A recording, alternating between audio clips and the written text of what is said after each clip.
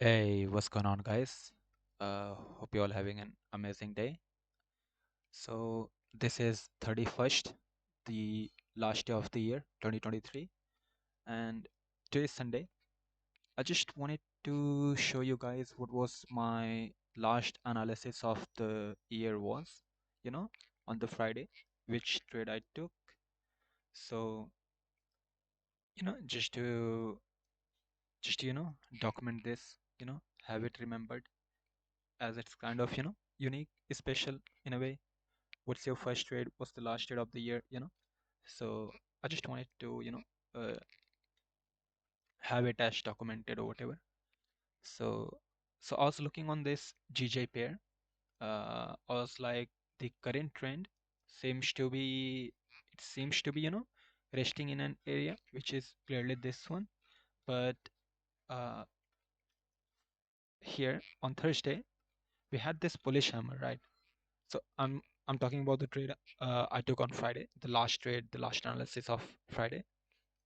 So what was my logic? So on Thursday I saw this bullish hammer on 4 hour. So I was like, yeah, I mean, we were in kind of a structure, to the downside, making lower high, lower low, and I was like, of this, I'm talking about this. So uh, that's higher high, lower high, and sorry, lower high, lower low, lower high, lower low. So I was like, if we had a hammer, 4 hour hammer, you know, then we should at least retest to what, like, 50% equilibrium, or we could be selling around discount area of 60%, 70, 79%, right? So that was my logic, that on Friday we are gonna move up to this area, and also around this 50%, where this what do you call that, fair value gap of this, that area, and we also had a upside fair value gap in this discount uh, premium premium area 62%. We had this equilibrium area of 50% here, and with FPG there and here too. So on 15 minute on Friday, market opened here. Sorry, yeah, this is the Asian range. So Asian session opened here and did not see any momentum. Usually GP-JPY pair moves quite nicely in Asian session range too. But it did not show that much, momentum to me in the Asian session, and kind of made this range, this here. You guys can see this sky blue line. So that's the Asian session range, right? Here. And wait, yeah, sorry to, yeah, here. So this was kind of the Asian session range. It did not created any trend, but my bias was still to the upside, that we're gonna at least reach to this equilibrium, or we can also go for the premium area of 60% for it to sell. That was my first initial bias or analysis on 4 hour.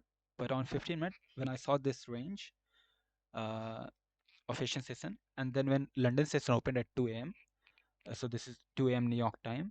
So when this London session opened, London session kill zone, this whole 3 hour kill zone of London session, 2 to 5 p.m., it it just spent, you know, in this range of Asian session. So I was like, bro, this, because if the momentum was there, you know, uh, if the momentum was there to, reach this level, this should have happened, in this at least kill zone, because it has, time to go there. Like this candle, in just two candle, it could have reached there, but it did not show me any interest of, touching that 50% zone. So my analysis then shifted from this, like, if you're gonna touch this level in, like, USSN or whatever. So then I thought, like, yeah, so there is a concept of ICT, where it's like, in a session which takes buy or sell side liquidity of a range, or previously high or low. So any session which grabs the buy or sell side liquidity, you just know that momentum is gonna come from there. So when I saw that this London range was also in this Asian session range, I was like, yeah, let the US session open, and we for sure, because I just knew because the whole week trend was to downside. So I was like, then if it's the last day of the week, Friday, it's not just gonna reverse, right? It's at least gonna, close with the trend to the downside, and also the London session, consolidated in between the Asian session. So I was like, yeah, I mean, it's not gonna touch this level. Perhaps it can in US session, and then just gonna move to the downside. So I was like, yeah, let the US session open, let it sweep the, sells buy side liquidity of this Asian range around 500, and then if you're making this structure of lower low, lower high, and sorry, higher low, higher high, higher low, higher high, higher low, higher high, and also like if this is the market structure, I would wait for the US session to take the buy side liquidity of Asian range and London range to till at least 180.500, and then come down and break this higher low, higher high, higher low, higher high, higher low, higher high structure here, this from here. So I was hoping market to break this,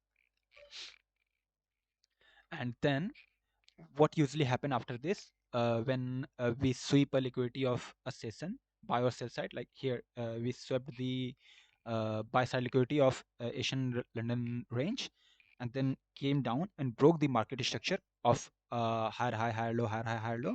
It retraces in an FVG area, fair value gap area, and that is above 50% of the move that broke the market structure. So if we count this move as the move which broke the market structure of higher high, lower high, higher high, lower high, higher high, lower high, this move broke that structure, taking buy side liquidity of Asian London range, and we're gonna retrace till at least 50% or above in an FVG area. So there was two levels. I was saying there was one this range, you know, and then there was this one here in the premium area from here to here, around 70% and 80%. So I was waiting for it to reject any level, either this one, take you know uh, just wick it out and make a body close below that, or wick this level out 80%, 70%, and make a body close below that. So but not break the high of this, the liquidity we swept of the Asian London session, not break the high of that, but stay below this level and make a full body close to the downside after rejecting a fair value gap area. So on this candle here at 9 a.m. New York time, just 1 hour in New York session, I saw this candle and I just entered here, had my sell at 25 pips, and then my target was like, if you have broken the structure of higher low, higher high, higher low, higher high, so all these higher lows would be your target area. Or you can also do is mark this whole level from here to here and target the areas where buyers can get interested. So buyers would always want to buy at discount. The discount area is between 62% and 80%, and sellers always want to sell in premium area, which is 80% to 61%. So like here it rejected this 80% level and came down, and if somebody want to buy, they would buy around at discount. So discount area is 62 to 80%. So I was like, yeah, let's just have my target at 80%, and let's see till where it can get. And after this, it just fell down till here. And if you missed this entry here, you could have also entered at this level. Wait, at this candle. Like if you missed this, then these candles. So this candle created its own fair value gap right here. Uh, Here. So on 5, you could have just jumped on 5 minute and waited for price to reject this. I mean, it should be in above 50% and in a FVG. So price came till this fair value gap on of 15 minute, rejected that. This candle made a full body candle close below that. So if you couldn't enter here, you could have easily entered somewhere here, just here.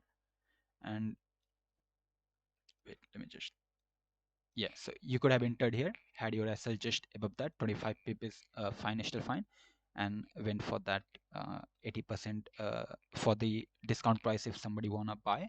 And yeah, buyers did buy at 80%, and but it just closed here. So this was good 1:3 trade, and logic was simple. At first I was looking at the 4 hour, thinking that it's gonna, retrace till at least 50%, but then the Asian range consolidated so hard, and it was just so close to that 50%, this but did not touch that. And the kill zone of London session also consolidated in the Asian session range. So I was like, yeah, the New York session, or further what we can see is a move which sweeps the liquidity to the buy side, and then breaks this market structure of higher lows, higher high, higher lows, higher high, and it would retrace in a FVG above 50%. If we reject that level, get a full body close to downside, we're gonna sell. And yeah, I captured this one here, had my sell 25 pips. Yeah, this was my trade here, the last trade of 2023 Friday. Okay, just wanted to document this.